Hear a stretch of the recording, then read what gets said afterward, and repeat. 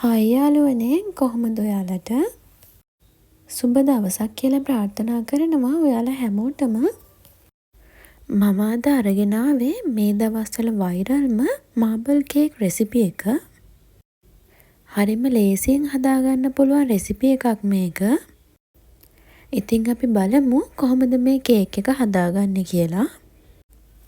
මුලින්ම මම සීනි ග්‍රෑම් 80ක් මේ වගේ භාජනයකට දාගන්නවා. ඒකට මම සාමාන්‍ය ප්‍රමාණයෙන් බිත්තරයකුත් එකතු කරගන්නවා. සීනියකට බිත්තරය එකතු කරගත්තට පස්සේ විස්ක් එකකින් මේ වගේ හොඳට බීට් කරගන්න. විස්ක් එකක් නැතුව හෑන්ඩ් බීට් එකෙන් උනත් හොඳට මේ වගේ බීට් කරගන්න පුළුවන්. සීනි ටික හොඳටම දිය වෙන්න අවශ්‍ය වෙන්නේ නැහැ. සාමාන්‍ය ප්‍රමාණයට දිය වුණාම ඇති. බිත්තර සීනි එක බීට් කරගෙන ඉවර වෙලා ඒකටම මම බටර් ග්‍රෑම් 80ක් එකතු කරගන්නවා. මේ බටර් එක කාමර උෂ්ණත්වයේ තියලයි මම අරගෙන තියෙන්නේ. බටර් ටික එකතු කරගත්තට පස්සේ ඒකත් මේ වගේ හොඳට විස්ක් කරගන්න. මම මේ කේක් එක හදද්දී හෑන්ඩ් බීට් එකක් පාවිච්චි කරේ නැහැ. ඔයාලට පුළුවන් හෑන්ඩ් බීට් එකක් පාවිච්චි කරලා මීටත් වඩා ලේසියෙන් පහසුවට මේ කේක් එක හදාගන්න. මේ විදිහට බටර් කෑලි හොඳට දිය වෙනකම් බීට් කරගන්න ඕන. බටර් එක බීට් කරගන්න අතරේ ඔයාට පුංචි මතක් කිරීමක් කරන්න තියෙනවා. ඒ තමයි ඔයා මගේ channel එකට අලුත් කෙනෙක් නම් මාව subscribe කරලා like කරන්නත් අමතක කරන්න එපා. ඒ වගේම මගේ වීඩියෝස් හොඳයි නම් අනිත් අයටත් බලන්න ෂෙයා කරන්නත් අමතක කරන්න එපා. බටර් එක හොඳට බීට් වුණාට පස්සේ මම ඒකට පිටි ග්‍රෑම් 100ක් එකතු කරගන්නවා. ඒකටම මම බේකින් පවුඩර් තේ හැඳි භාගයකුත් එකතු කරගන්නවා. ඊට පස්සේ ආයෙමත් හොඳට මේ ටික එකට මික්ස් කරගන්න. මේ පිටි එකතු කරගද්දී පිටි එක අනිවාර්යයෙන්ම හොඳට හලලා ගන්න.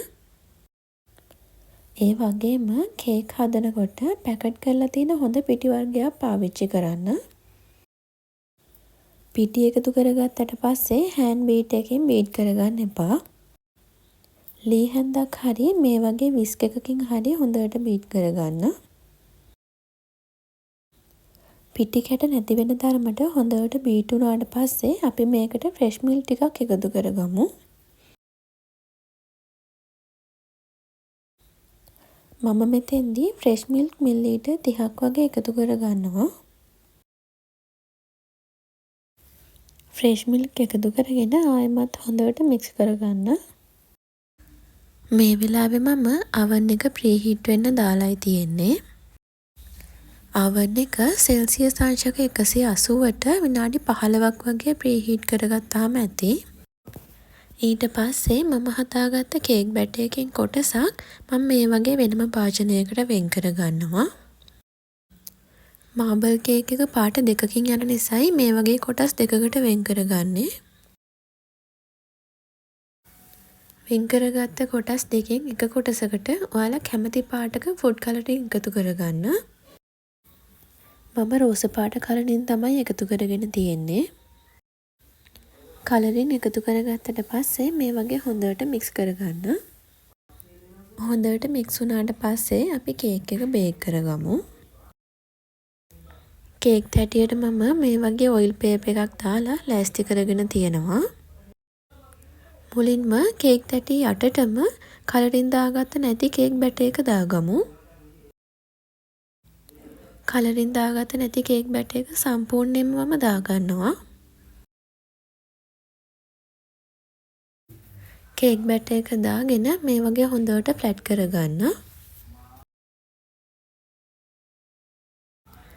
ඊට පස්සේ චොක්ලට් පවුඩර් තේ හැඳි 2ක් වගේ අරගන්න.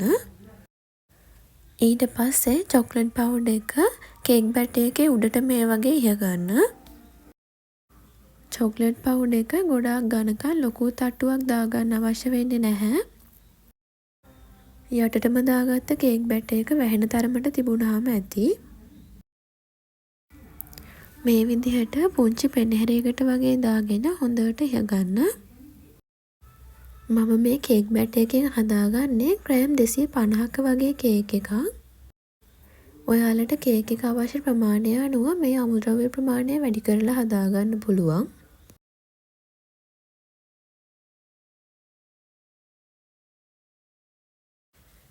මේ විදිහට චොක්ලට් පවුඩර් ලේ එක දාගෙන ඉවර වෙලා අපි කලරින් දාලා හදාගත්ත කේක් බැටර් එකත් උඩින් දාගමු.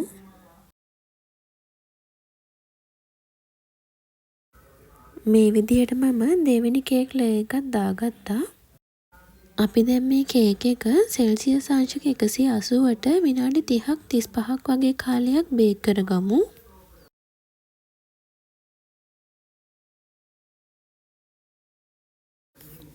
මේ තියෙන්නේ මම හදාගත්ත කේක් එක.